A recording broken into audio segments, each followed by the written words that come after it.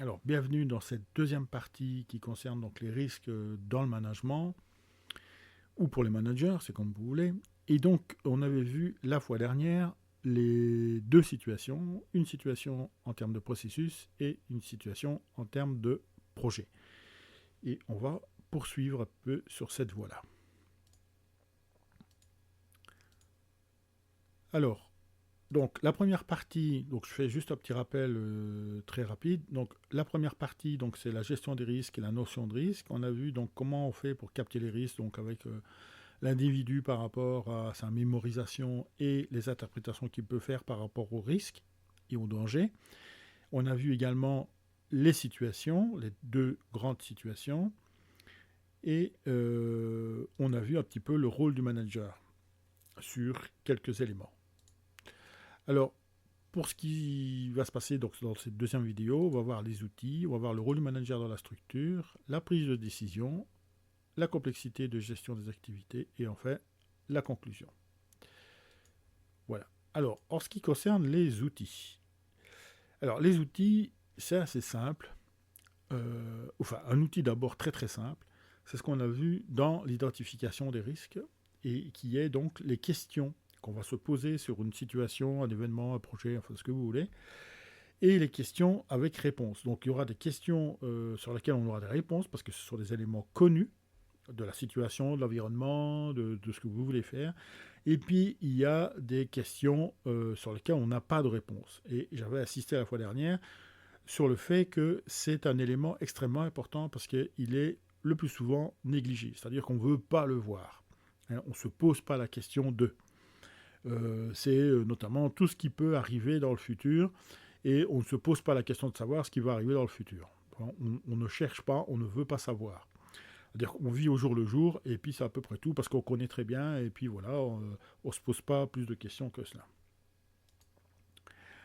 Alors, avec ces deux éléments-là, il suffit de faire le rapport, tout simplement, et si on a plus de questions avec réponse que de questions, bah forcément le risque est faible, et donc on a beaucoup de chances de réussir dans le projet ou la situation qu'on a à gérer.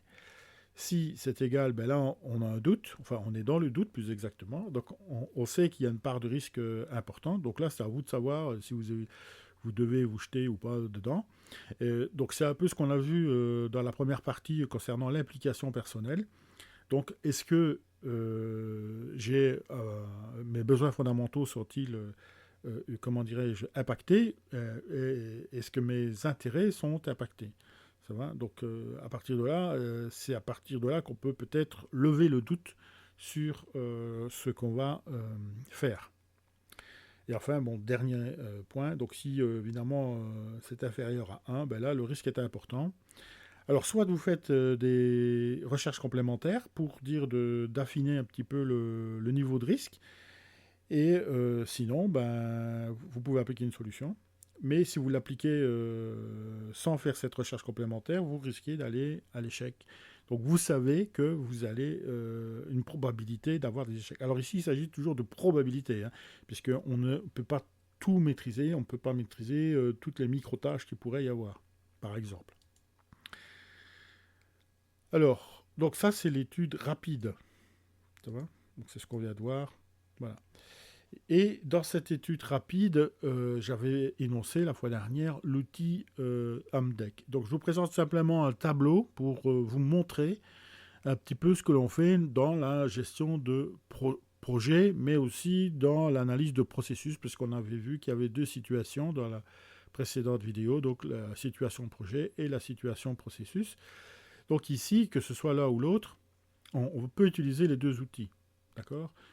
Donc là, vous avez donc ici vous avez en jaune ici les deux colonnes, vous avez ce que je viens d'énoncer, et puis ici sur la partie droite vous avez le fameux outil. Donc ici voilà, ici Amdeck là, vous avez en fait ce que j'avais énoncé la fois dernière comme outil. Et alors ce qui est intéressant, c'est la partie qui se trouve ici à droite, où là on a fait, alors je vous ferai grâce du détail, hein, mais simplement ici on a identifié en fait un niveau de risque.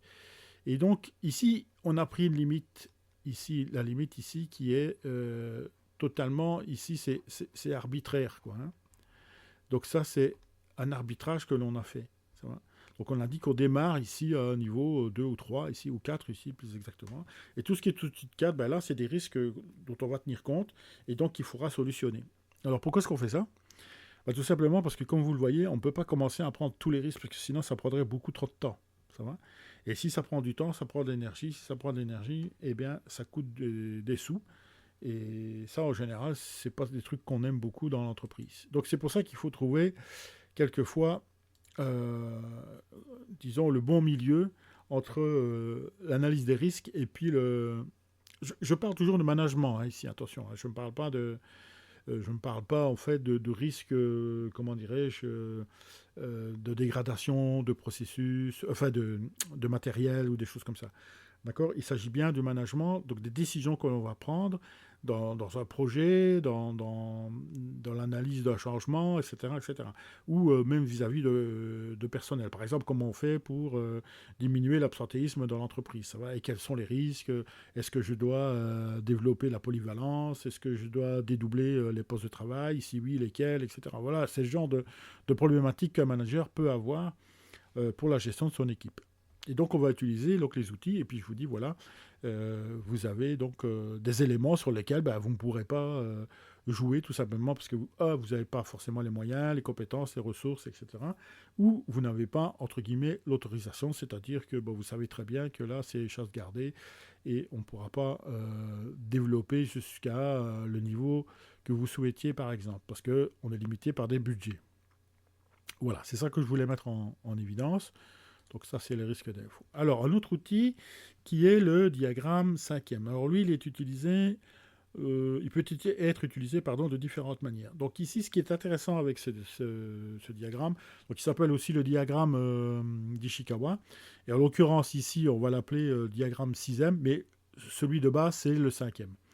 Alors pourquoi moi je vous présente le 6e par le 5e? Tout simplement parce que ici, on a ajouté dans les 5 M, ici on a ajouté donc ici le management. Ça va donc, et comme nous, c'est ce qui nous concerne, donc c'est pour ça que bon, j'ai pris celui-là. Donc voilà pour le nom en fait et la nomination en fait de cet outil. Et en fait, ici, ce qui est intéressant, c'est que en fait, dans le monde industriel, ou même dans le monde de l'organisation courante, imaginons que nous soyons dans un bureau purement administratif, ben vous avez des machines, c'est-à-dire les ordinateurs, les imprimantes, les téléphones, les fax, parce qu'il y a encore des gens qui envoient des fax, mais bon. Voilà, donc ce sont des machines et ces machines peuvent influencer en fait votre façon de gérer. Si vous envoyez des fax au lieu de mail, par exemple, ben, c'est pas tout à fait la même chose. Il y a des avantages, des inconvénients peut-être dans les deux. Si évidemment vos clients ne sont pas vraiment informatisés, donc vous travaillez avec des artisans, des choses comme ça, ben, ils ont peut-être que des fax, ils ont peut-être pas encore des ordinateurs. Enfin, c'est assez rare, mais bon, ça arrive. Hein, donc je rencontre encore des structures où ils envoient par fax, même des structures assez importantes, comme des laboratoires d'analyse médicale, par exemple. Enfin voilà, je donne un exemple ici. Bon, les matières, ben, c'est ce qu'on va utiliser, ce sont les supports en général. Donc si c'est dans l'industrie, c'est des matières premières par exemple, ou des matières secondaires, donc les matières des outils par exemple. Voilà. Dans le cas de bureau, ben, ça peut être des stylos, ça peut être donc les touches d'ordinateur, ça peut être également le papier qu'on va utiliser si on imprime, voilà, ce genre de trucs. La main-d'œuvre, pardon, ben, c'est le niveau de compétence souvent, donc c'est ce qui revient le plus souvent, mais aussi l'activité. Donc ça va, donc être capable d'analyser l'activité des gens qui vont travailler avec la matière, avec les supports qu'ils vont avoir, et avec les machines qu'ils vont avoir, par exemple. Donc il y a des connexions évidemment entre les différents M. Hein. Les méthodes, ben, ce sont tous les processus, les guidelines, comme certaines boîtes appellent ça dans les boîtes américaines. Donc les gammes opératoires dans la partie industrielle. Donc voilà. Donc il y a, ou les règlements dans la partie administrative, il y a une méthodologie même de travail, et il faut simplement savoir est-ce que cette méthodologie-là est respectée ou pas. Donc ça nous permet de voir d'évaluer le risque. Le milieu, bah, c'est l'environnement. Donc, c'est ce que vous aviez dans les vidéos précédentes, là où je parlais de l'influence de l'individu par rapport au milieu dans lequel il va se trouver. Voilà. Alors, le milieu, ça peut être la culture de l'entreprise, hein, par exemple. Ou le degré de motivation du personnel, par exemple. Et enfin, donc, le management, c'est comment le management. Donc là, ça peut être aussi votre hiérarchie. Ça peut être vos collaborateurs, ça peut être vos collègues. Hein, si vous êtes dans un management dit en silo, ça veut dire par des services, services commerciaux, services de production, maintenance, etc. Eh bien, vous devez aussi manager ce genre de choses, c'est-à-dire manager les informations que vous devez recevoir ou que vous devez donner, par exemple. Voilà. Donc ça, c'est un outil qui peut être extrêmement, disons, intéressant à utiliser pour avoir une vue globale de l'environnement dans lequel vous allez évoluer. Alors ici, pour simplement parler un petit peu de l'outil, donc en fait, les arrêts secondaires représentent en fait les familles de causes possibles. Donc en fait, les risques. Hein, donc les causes possibles sont les risques évidemment que vous allez déterminer. Alors attention, quand même, une petite remarque sur l'utilisation de cet outil. C'est un outil qui peut faire une analyse globale, mais alors généralement il faut le faire en équipe, mais il faut connaître vraiment la structure dans laquelle vous êtes à fond. Hein. Donc main-d'œuvre, il faut vraiment connaître tous les postes de travail, connaître les fiches de poste, les matières utilisées, les machines utilisées, les méthodologies. Enfin, il faut vraiment y aller dans le détail parce que là, on essaye d'avoir, en fait, ici c'est un peu comme un réseau en fait inversé, hein. C'est-à-dire que en fait les arrêts secondaires concourent au risque important. Hein. Donc ici en fait vous allez ceci en fait ça va descendre comme ça, voilà. Tous ces risques vont s'additionner si vous voulez comme ça et vont se concentrer sur cette partie principale qui va donner en fait le risque le plus probable et qui risque de vous comment dirais-je de vous embêter dans votre management, tout simplement. Voilà. Voilà pour cet outil 6e. Alors, le rôle du manager. Le rôle du manager, alors ici, je vais me servir de ce que, comment dire, d'une base qui est le fayolisme, donc issu d'un ingénieur français qui s'appelait Fayol. Et j'ai repris aussi de la dernière vidéo, donc la partie ici des objectifs moyens et contrôles qui font partie de la sociologie des organisations, et donc des 4 éléments de base pour pouvoir gérer une organisation. Donc ici, alors pourquoi j'ai repris ça alors qu'en fait ça date de 1930, tout simplement parce que ces éléments-là, ces fonctions-là sont toujours d'actualité, tout simplement, quoi. Donc la première fonction pour un manager est de prévoir. Donc il doit avoir une capacité pardon, à anticiper sur les événements en se servant de son expérience. Donc on est en plein dans l'analyse de risque, hein, de ce que je suis en train de vous dire. Organiser, donc capacité à imbriquer les fonctions dans un processus pour atteindre un objectif précis. Donc c'est-à-dire qu'est-ce qu'il fait là, parfois il est obligé de remettre en question l'organisation même qui existait depuis X temps. Alors pas forcément de la changer de façon radicale, mais de la modifier de façon à obtenir des objectifs plus performants. Commander, c'est-à-dire à faire passer des consignes, de capacité à donner des directions à suivre aux exécutants. Donc ça, c'est une fois qu'on a fait la première fonction, hein, prévoir, donc, et qu'on a cette capacité à déterminer ce qui est à faire. Coordonner, donc là, c'est quand on a lancé en fait les consignes, simplement, il faut suivre tout ça, capacité à fédérer les ressources dans le sens souhaité, c'est-à-dire qu'ils font suivre, hein, tout simplement. Donc c'est les fameux contrôles, hein, donc les fameux contrôles ici qu'on a dans cette partie-là ici. Et enfin, donc le contrôle, donc ça c'est le résultat. C'est-à-dire, alors coordonner, donc quand je parle de contrôle de coordonnées, c'est le suivi en fait. Hein, donc on ne doit pas dériver trop fort. Et à la fin, évidemment, il y a un contrôle final, soit étape par étape, soit un contrôle final si on a des activités qui peuvent se mesurer sur un temps très court, par exemple. Donc capacité à identifier les écarts par rapport aux directives, aux règles, aux programmes établis, ainsi qu'à la discipline générale qui sied à une organisation. Donc là, c'est vraiment la définition de Fayol 1930. Donc, mais simplement pour que vous ayez une image en termes de fonction de manager. Donc là, c'est simplement voir si les gars avec qui vous allez travailler, ou les filles, hein, s'ils ont respecté en fait ce qui a été demandé. Ça va, tout simplement. Alors, les fonctions de base du manager. Donc ça, on a vu une première partie en termes de fonctions. Alors ici, on va détailler un petit peu. Alors, c'est manager, évidemment. Alors ici, c'est un peu une réflexion personnelle.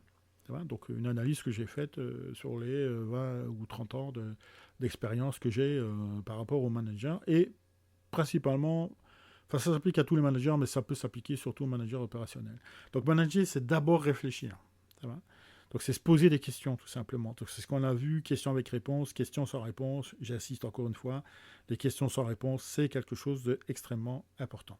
Ça va, il ne faut pas les balayer d'un revers de la main.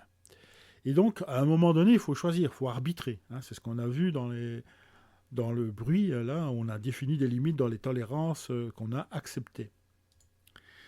Et à ce moment-là, une fois qu'on a choisi, on décide, c'est-à-dire qu'on va passer à l'action, tout simplement.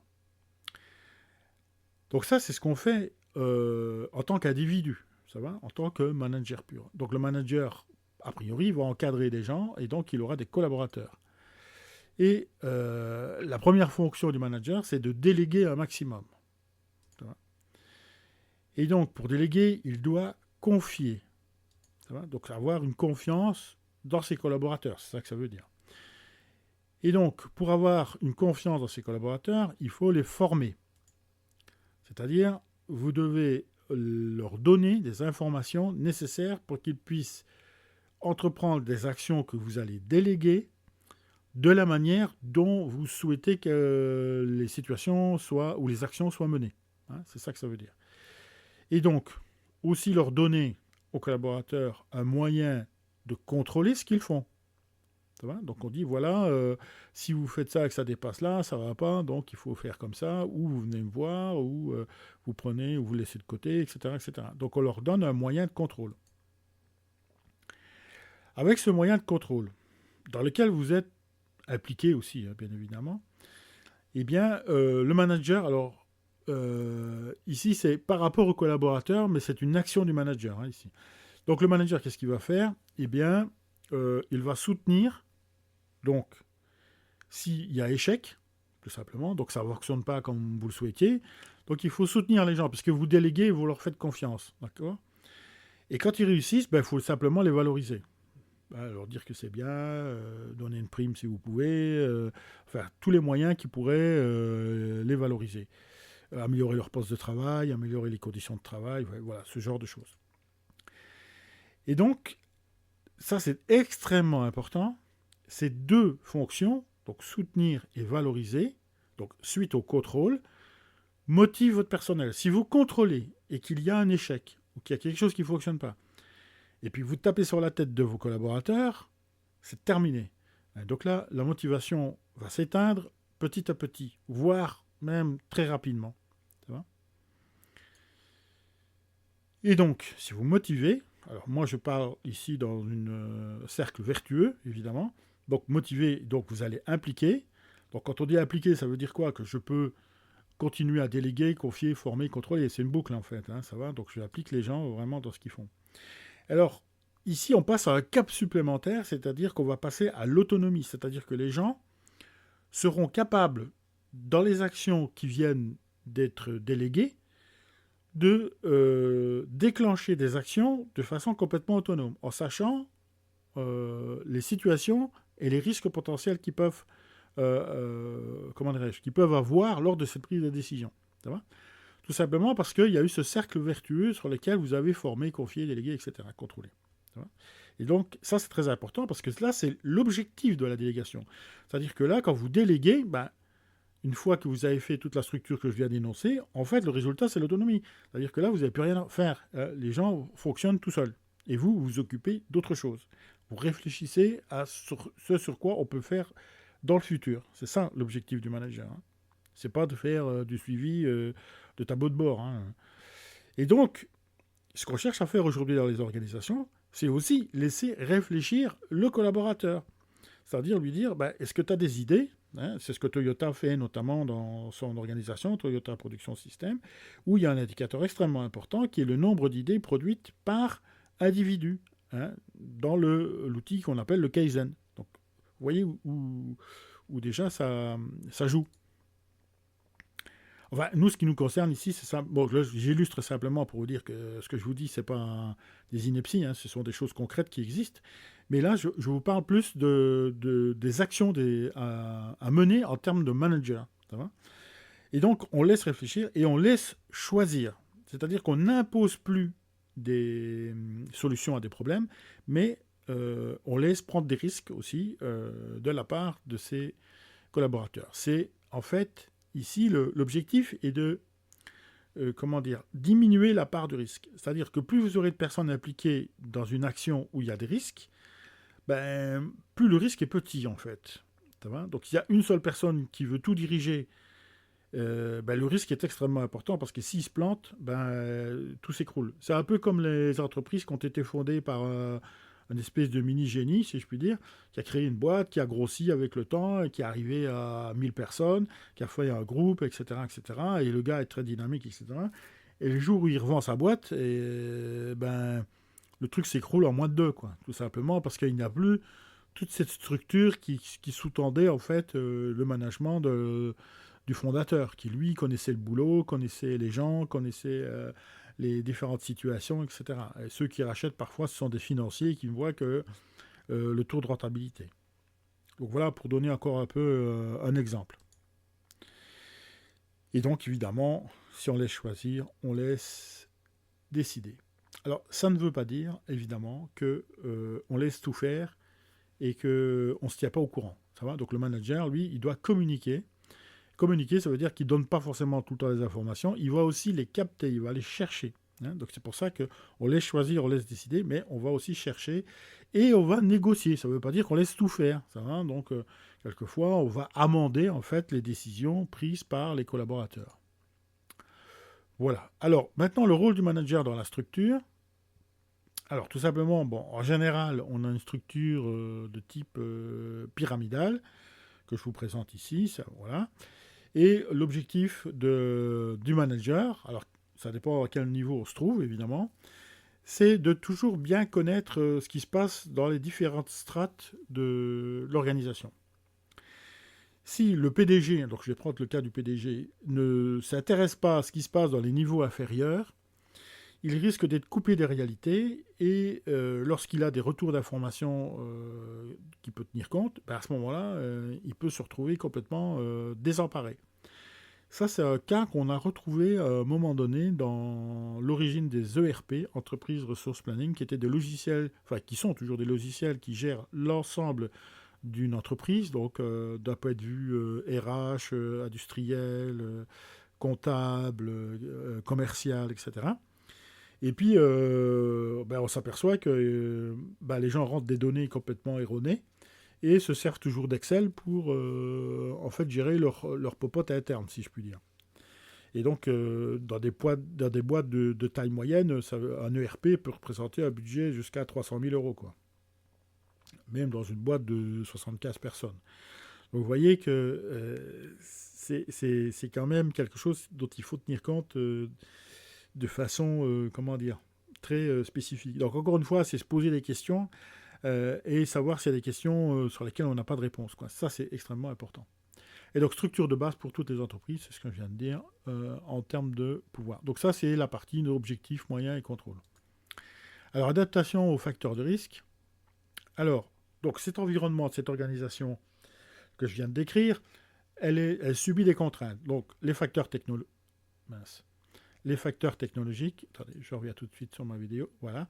Les facteurs technologiques, donc l'IA, comme j'ai pris comme exemple déjà précédemment. Voilà. Les facteurs économiques, donc s'il y a de l'inflation, les prix de la matière première, des énergies, etc. etc. Donc ça joue également. Les facteurs d'environnement, donc s'il y a des changements de réglementation, bon, évidemment, s'il y a des guerres, alors les guerres vont impacter le facteur économique. Hein, mais, par exemple, bon, aujourd'hui, en 2024, on subit toujours les contre-coups de la guerre en Ukraine, avec le non-approvisionnement en gaz et en pétrole de la Russie, par exemple. Donc les coûts de pétrole et de gaz augmentent de façon significative pour les entreprises. Les facteurs sociaux, donc le changement de mentalité, les changements de génération, les mouvements aussi sociétaux qui n'ont rien à voir avec l'entreprise. Hein. Je ne sais pas, moi, par exemple, si vous avez une grève nationale qui bloque tous les transports, ben, même si votre équipe ne fait pas grève, qu'elle travaille dans un domaine qui n'est pas concerné par la grève nationale, ben, elle sera impactée parce qu'aujourd'hui, tout dépend évidemment des flux logistiques des entreprises. Ça va et même des entreprises de services d'ailleurs. Donc ces 4 facteurs influencent tous les salariés, qu'ils soient cadres ou qu'ils soient ouvriers, employés, etc. Alors qu'est-ce qu'on fait dans ce cas-là pour évaluer ces risques? Donc personnellement, je considère que tous les salariés, quel que soit leur niveau, devraient faire une veille documentaire, suivre des formations, développer un réseau et surtout remettre en question leur travail. Encore une fois, j'insiste là-dessus parce que c'est très important. Nous vivons une époque où les modifications de postes vont aller de plus en plus rapides, seront de plus en plus rapides et vont impacter de plus en plus de personnes. Et quel que soit le niveau.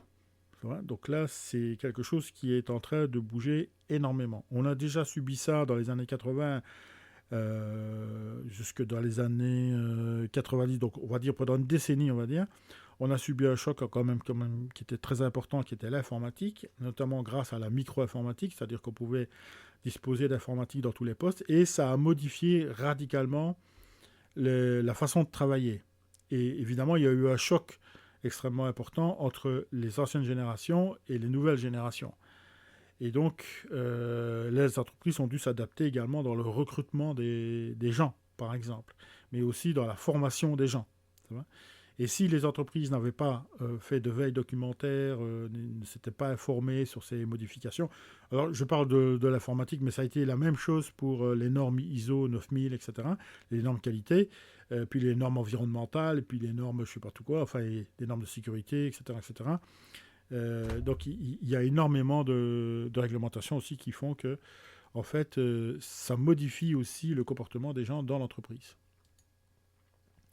Et donc la prise de décision maintenant, évaluer les risques. Donc ça, c'est maintenant le manager, son rôle quand même, c'est de prendre des décisions. Donc on considère, enfin je considère en fait que tout ce qui est action, c'est un projet. Ça va. Donc il y a des éléments que vous connaissez et des éléments que vous ne connaissez pas. Donc, j'en reviens toujours à ces questions avec réponse et questions sans réponse. Hein. Donc là, c'est la phase préparatoire. Donc ça, c'est ce que je disais avec la veille documentaire, par exemple. Les enjeux, ça, c'est la fameuse application, donc le degré d'application. Est-ce que mes besoins fondamentaux sont menacés? Est-ce que mes intérêts sont menacés? Donc ça, c'est en fait les deux éléments principaux. Hein. Qu'est-ce que je perds, qu'est-ce que je gagne dans le fait d'agir ou de ne pas agir? Prise de risque pour atteindre l'objectif. Donc maintenant, est-ce que ça vaut la peine de prendre des risques? Alors, des risques que l'on connaît, hein, encore une fois, pour obtenir l'objectif. Donc là, donc là, l'enjeu, on sait ce qu'on perd, on sait ce qu'on gagne, on se lance, d'accord? Donc là, maintenant, on sait les risques qu'on prend. Hein, on sait, donc c'est la fameuse tolérance acceptée. Donc on donne des limites. Et donc, une fois qu'on a déterminé ça, on peut prendre la décision de passer à l'action. Donc, après avoir pris les risques, donc on agit en connaissance de cause, la confiance en soi est un élément déterminant dans la réussite. Alors ici, c'est un petit plus, si vous voulez, de, entre guillemets, de développement personnel, parce que le risque, en fait, va jouer énormément sur la partie arbitraire, subjective, dont j'ai parlé déjà précédemment, qui fait qu'on prend ou on ne prend pas en compte le risque. Ça va. Si on prend trop en compte le risque, on ne bouge pas. Donc on est figé, tout simplement. Et si on ne prend pas assez en compte le risque, on risque d'aller dans le mur, tout simplement, parce qu'on n'a pas envisagé certains éléments, facteurs qui pouvaient nous empêcher d'atteindre notre objectif. Donc voilà, donc il y a quand même une part d'humain très importante.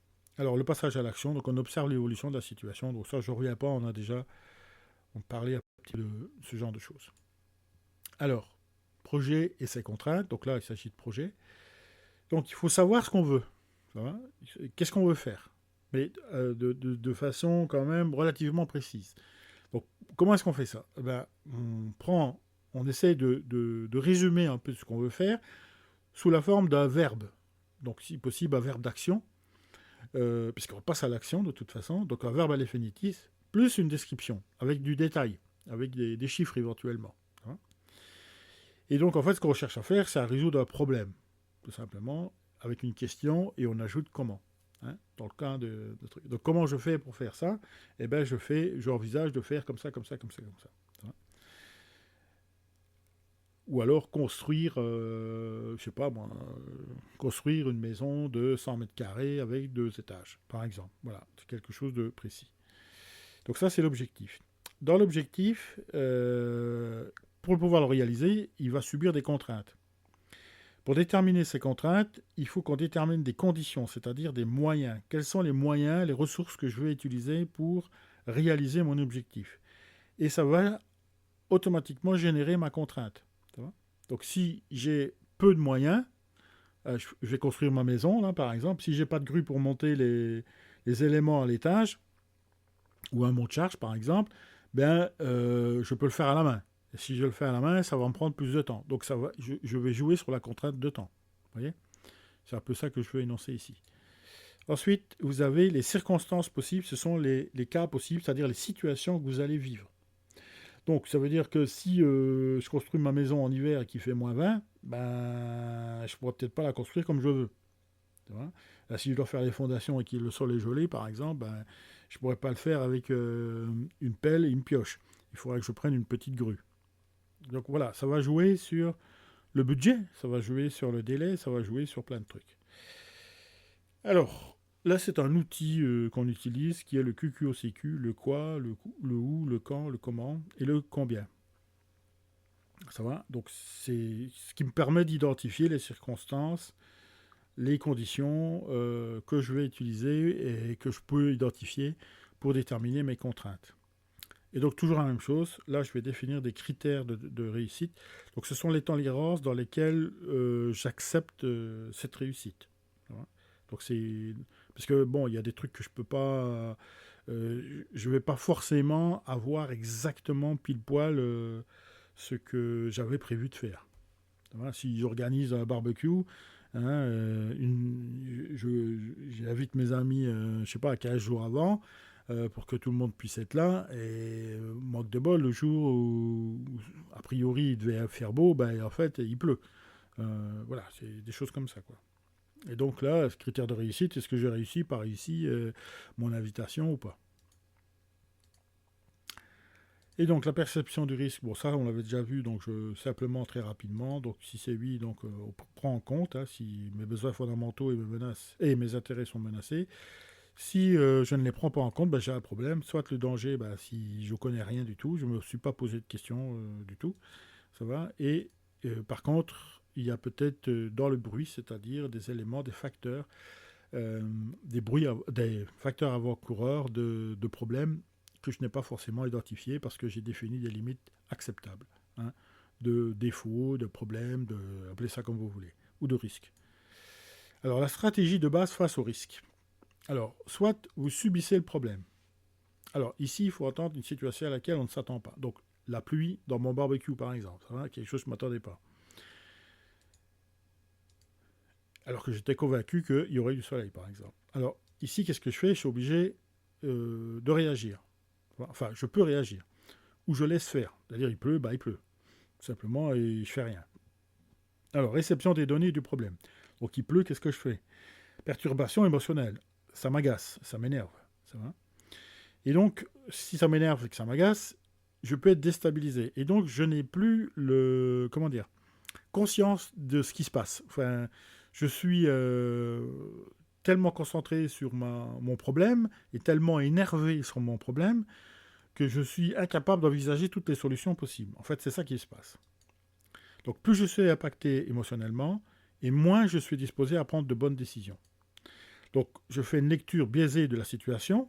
Tu vois, il pleut, je râle sur la pluie, l'eau, machin, et je râle parce qu'il y a ceci qui est mouillé, patati, patata, etc. Et je continue. Et donc, je suis incapable de voir qu'il y a une solution.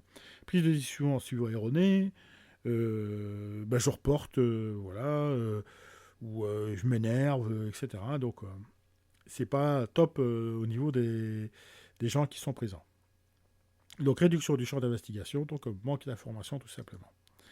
Maintenant, si je prends du recul par rapport à la situation, Et donc, lâcher prise, tête froide, c'est-à-dire, je me dis, ok, il pleut, c'est mouillé, ok, donc je vais essayer déjà de mettre une bâche, si j'en ai une, ou de mettre à l'abri au maximum tout ce que je peux. Voilà.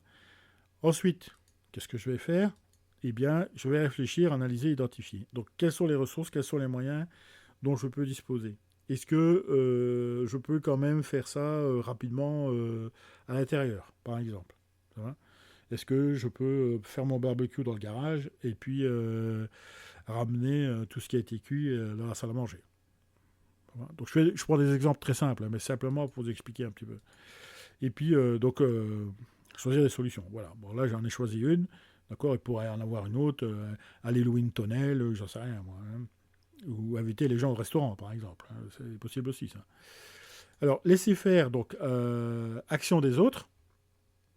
Donc si vous laissez faire, bah, les gens arrivent et puis disent ah bah, il pleut, bah, je sais pas quoi faire, etc. Les autres bah écoute, nous on viendra une prochaine fois, bah, d'accord, ou ils sont pas contents quoi. Voilà. Alors bah, on perd complètement la maîtrise quoi. Donc l'objectif va dans un sens dans lequel on n'a pas forcément prévu, tout simplement. Et ça c'est très dommageable pour le manager. Alors, provoquer la situation de danger, ça, c'est les situations de danger, idéales. Et là, on anticipe les risques. Hein. Donc, c'est en fait, je fais mon barbecue, ben, je sais que ben, s'il pleut, j'ai une tonnelle. Bon, je prépare quand même ma tonnelle au cas où. Ça va? Je la mets dans mon garage, je la sors pas. S'il pleut, ben, je sais que avec des potes, j'ai qu'à sortir ma tonnelle, mettre mon barbecue au-dessous, et puis voilà. Et puis tout va bien. Et là, je maîtrise tout. Là. Je peux maîtriser le temps pour monter ma tonnelle, la rechercher, la nettoyer, la réparer si elle était abîmée parce que je l'ai stockée dans un endroit, etc. etc. Hein, vous voyez un petit peu le truc. Alors, j'ai pas ou peu de contraintes en fait. Ça va. Donc, quand la situation va arriver, bah, j'ai déjà des solutions toutes prêtes en fait. C'est ça que ça veut dire. Ça va. Et donc, j'ai des solutions les plus adaptées parce que j'ai eu le temps de réfléchir, j'ai eu le temps d'analyser par rapport à mes moyens, mes ressources, enfin les différentes contraintes qu'on a vues tout à l'heure. Les moyens, les situations, etc. Voilà, il permet de mesurer les risques parce qu'on a du temps simplement pour pouvoir le faire. Alors, la complexité de la gestion des activités. Donc là, je vous donne simplement un exemple. Hein, et cet exemple est inspiré en fait de l'effet domino. Ça va et aussi de ce qu'on appelle les liens systémiques d'une organisation ou d'un processus, par exemple. Et donc là, il s'agit de l'achat de chaussures de sécurité dans une équipe. Tu vois. Et donc là, on a qualité de chaussures. Donc il faut définir les caractéristiques de chaussures par rapport à l'utilisation des personnes. Voilà. Et donc, on est intégré aussi avec le service achat qui va définir les caractéristiques de chaussures, mais lui, par rapport à ses achats, ses contraintes à lui. Et il faut les mettre en rapport avec ce qu'on va faire avec les chaussures. Hein. Voilà, donc par rapport aux contraintes d'achat. Règlement intérieur, connaissance du règlement intérieur. Je vais un peu vite parce que bon, c'est pas l'intérêt de faire tout le détail, hein, mais c'est simplement pour vous montrer la complexité. Donc là, le comité qui va gérer en fait l'aspect sécurité. La CARSAT aussi qui peut intervenir, donc qui donne des contraintes réglementaires. Donc la CARSAT, c'est la CPM, la sécurité sociale, si vous voulez. La pression du chef d'équipe. Ça va simplement, voilà. Le management. Alors, ici, je suppose que vous avez un chef d'équipe dans votre équipe. Hein, donc, vous êtes le manager, et puis il y a le chef d'équipe. Donc, il y a le management, évidemment, directive d'application des consignes. Donc, c'est la fameuse hiérarchie, c'est la structure qu'on a vue tout à l'heure, hein, structure hiérarchique qui peut aussi influencer la culture de l'entreprise, etc., etc. Donc là, j'ai fait qu'un petit détail. Mais simplement pour vous montrer ici que si j'envisage simplement de mettre des chaussures de sécurité à mon équipe, ben vous voyez que j'ai tout un tas d'activités, d'actions que je ne mène pas forcément, mais je suis obligé d'en tenir compte. Pourquoi? Parce que mon projet peut caper. Projet, c'est vraiment un truc, une décision toute bête. Hein. Je veux dire, acheter des chaussures, c'est pas bon. Voilà, c'est simplement pour l'exemple. Mais ici, c'est simplement pour vous montrer l'impact que peut avoir. Par exemple, les achats peuvent dire ah ouais, mais nous, on ne t'a pas dépassé un certain budget, on ne peut pas acheter n'importe où, on a des fournisseurs référencés, etc., etc. Donc voilà, on peut avoir tout. Donc qui nous impliquent pas personnellement, mais qui vont impliquer le choix de chaussures et parfois qui est complètement à côté de la plaque. C'est-à-dire, nous, il nous faut des chaussures très résistantes parce qu'il y a des projections de métal en fusion, suite au meulage, par exemple. Et puis, ils nous achètent des chaussures en plastique parce que ça coûte moins cher. Quoi. Voilà un petit peu le truc. Ça va. Donc c'est pour ça qu'il faut essayer d'avoir une idée générale de l'environnement. Ça va. Il ne faut pas se cantonner simplement je suis manager, j'ai une équipe, je vais acheter des chaussures et puis après je m'en fous, je balance un petit peu le truc et puis on verra bien ce qui se passe. Et là vous vous mettez en danger en fait. Voilà, remarque, nous ne représentons qu'une partie du système entre en jeu, c'est ce que j'ai dit. Alors ici, c'est simplement une illustration pour vous montrer un petit peu les risques que l'on prend. Donc le danger de la normalisation, donc ça c'est, euh, par exemple, dans l'achat de chaussures, on va dire, bah oui, mais on a acheté des chaussures pour les autres équipes et donc on va acheter les mêmes chaussures pour vous. D'accord. Alors qu'est-ce qui se passe dans ce cas-là? Voilà. Qu'est-ce qui se passe? La norme, en fait, elle ne va pas couvrir toute la réalité. Et donc, il y aura des problèmes sur cette partie-là. Hein, cette partie qui se trouve là, on ne la connaît pas. Et on pense nous connaître ou déterminer tout parce que ici, le carré, là, le carré qui est là, ici, c'est une norme, en fait. Ça va? Et donc, ces parties-là, c'est le risque, c'est le danger, mais quelquefois, on ne le capte même pas, en fait. C'est ça le truc. Ça va? Alors, pour vous montrer un petit peu le risque qu'on peut prendre aussi, c'est que là, la norme aussi peut couvrir une autre partie. Donc, c'est la même réalité, mais la norme peut couvrir un autre domaine, avec un autre risque. Ça va? Donc, même si vous prenez une norme ou vous prenez une autre norme, vous n'êtes même pas sûr de couvrir tous les risques, en fait. Hein. C'est ça que ça veut dire. Voilà, donc on ne peut cerner la réalité avec un modèle, enfin un modèle, une norme, un règlement, comme vous voulez. L'analyse dépend de la manière d'appliquer le modèle. Ça va. Donc là, vous pouvez l'appliquer à gauche, vous pouvez l'appliquer à droite. Mais c'est pareil, dans les deux cas, il y a des choses qui vont vous passer sous le nez. Quoi. Ça va. Alors, danger de la normalisation, donc sélection d'une partie arbitraire de la réalité. Donc si je reprends encore une réalité, voilà, et j'ai une norme, et là, donc là, on a vu que précédemment, la norme pouvait couvrir une partie de la norme. Mais là, on ne sait pas. Ici, ce que je veux montrer, c'est que la norme, des fois, il y a plein d'éléments. Ici, vous voyez, par exemple, ici, voilà, il y a une toute petite partie qui dépasse. Ça va, elle est infime, mais elle peut poser des problèmes. Et pareil ici, hein, ici, voilà, on a une toute petite partie également. Tu vois. Alors, je vais effacer ça. Hop là, voilà, comme ça. Et donc, si je reprends mon modèle avec une deuxième réalité, et que j'inclus cette réalité, donc, qui est une réalité plus limitée, évidemment, mon modèle peut récupérer. Alors, on me dit, là, il n'y a pas de danger. Oui, sauf que là, le problème, c'est que, en fait, je vais aller bien au-delà de ce qui est demandé par rapport à la réalité. Ça va? Donc une norme, c'est pas l'alpha et l'oméga, c'est pas la solution toujours très adaptée. Quelquefois, elle dépasse ce qu'on veut faire et va extrapoler sur les normes. Alors ici, j'ai dit de normes, mais ça, quand je dis norme, c'est par exemple les copier-coller que l'on fait. Vous savez, dans la première vidéo, j'ai parlé aussi de l'expérience et de l'accumulation en fait de données émotionnelles avec les cinq sens, etc. En fait, peu importe, parce qu'on a en mémoire. Donc des situations qu'on a déjà vécues, en fait, deviennent une norme. Et si on a une situation qui est analogue, qui n'est pas pareil, mais qui est analogue, eh ben, boum, on fait copier-coller. C'est-à-dire qu'on prend la norme, c'est-à-dire ce qu'on a dans la tête, et on va le coller dessus. Et là, sauf que là, quand on extrapole comme ça, c'est-à-dire qu'on va couvrir plus, on peut quelquefois créer des problèmes. Si par exemple je veux être vraiment super raccord avec toutes les normes, et puis je vais mettre une norme ISO pour la qualité, une norme environnementale, une norme en termes de conditions de travail, de sécurité, etc., je peux me retrouver dans des conditions où les procédures peuvent, où les temps de travail peuvent exploser. Et à ce moment-là, je ne suis pas raccord avec l'aspect commercial, c'est-à-dire que je vais dépasser, je vais mettre le même temps, enfin je vais mettre plus de temps pour fabriquer la même chose que le concurrent. Ce qui fait que mes prix vont dépasser, évidemment, et je ne serai plus en mesure de fournir mes clients. C'est ce qui se passe un peu aujourd'hui avec, donc là on est en 2024, avec l'agriculture. Hein, l'agriculture, en fait, on impose des normes aux agriculteurs ici, en termes environnementaux, et puis on achète, ou même en termes vétérinaires par exemple, hein, il est interdit en France de donner des antibiotiques aux animaux qu'on va abattre dans les abattoirs, alors qu'aux États-Unis et au Canada, ben, on peut très bien donner des antibiotiques, abattre des animaux, transformer la viande et puis renvoyer la marchandise chez nous, hein, sous forme de boulettes de viande, de raviolis ou je sais pas quoi, ça va, avec des trucs, etc. Et donc, nous, on s'est mis au carré, aux normes et tout, et puis on se retrouve avec des gens qui font des choses, comment dire, où ils sont toujours dans les clous parce que eux, bah, comme ils donnent des antibiotiques, même des animaux malades, bah, hop, ça passe, quoi, si vous voulez.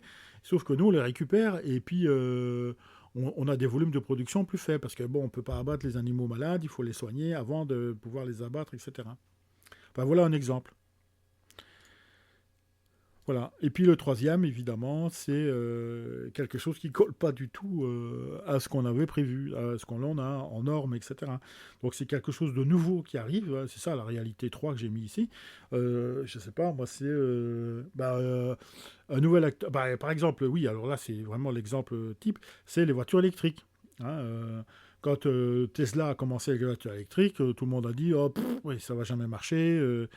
C'est bon, voilà. Et puis maintenant, tous les constructeurs classiques, Mercedes, BMW, Volkswagen, Renault, Peugeot, etc., eh bien, ils ont commencé à faire aussi des voitures électriques, tout simplement. Et donc là, bah, c'est la réalité qui essaye de ça, qui surpasse, si vous voulez, la norme.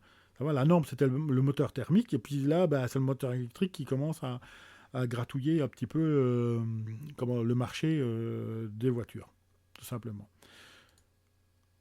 Voilà pour montrer la complexité en fait des choix à faire et de montrer également que ben, même en analysant un maximum de risques, on reste toujours un petit peu à la merci de risques qu'on n'a pas identifiés. Donc l'analyse de l'environnement, donc ça, je reprends un petit peu le cinquième ou sixième qu'on a vu dans la vidéo précédente. Donc c'est pour ça que je vous ai fait une petite miniature ici en bas. Ouais, c'est ce qu'on a vu ici, voilà, ici là. Et ici, simplement, pour reprendre un petit peu les différentes. Alors ici, il y a un élément. Alors, voilà. Alors, pour chaque M qu'on va utiliser, donc on va se poser des questions. Donc, le quoi, le qui, le où, le comment, le quand, je l'ai dit, le combien. Ça va. Et aussi, on va ajuster ça avec le 5 pourquoi, qui est aussi un outil très simple. On répète simplement la question pourquoi, ça va. Et on se limite à 5 tout simplement parce qu'a priori sur 5 on est à peu près sûr d'avoir éliminé les risques importants. Ça va. Et on fait ça pour chaque élément. Ça va. Donc l'objectif est d'identifier les questions sans réponse. Hein. Souvenez-vous, c'est ce que je vous ai, j'assiste, et j'assiste encore ici évidemment, parce que ça c'est l'élément souvent qu'on oublie. Et donc en prenant ces outils et en agissant de façon systématique, eh bien on peut récupérer un maximum de risques. Et donc, moyens utilisés, par exemple, les mesures aussi, euh, qui viennent, comment dirais s'ajouter un petit peu à ce qu'on a vu tout à l'heure. Donc, c'est pas tout à fait la même chose que ce qu'on a vu sur les cinquièmes, mais bon, ça reprend. Donc, estimation des grandeurs mesurables, parce qu'ici, nous, ce qui nous intéresse, c'est d'estimer le risque. Ça va. Alors, quelle conclusion peut-on tirer du management de risque avec tout ce que on a vu sur les deux vidéos ici? Ben, c'est qu'une situation, en fait, elle est extrêmement complexe, que la situation en elle-même, il y a déjà le bruit, hein, c'est ce que j'ai représenté par les petites flèches qui sont ici, ça va.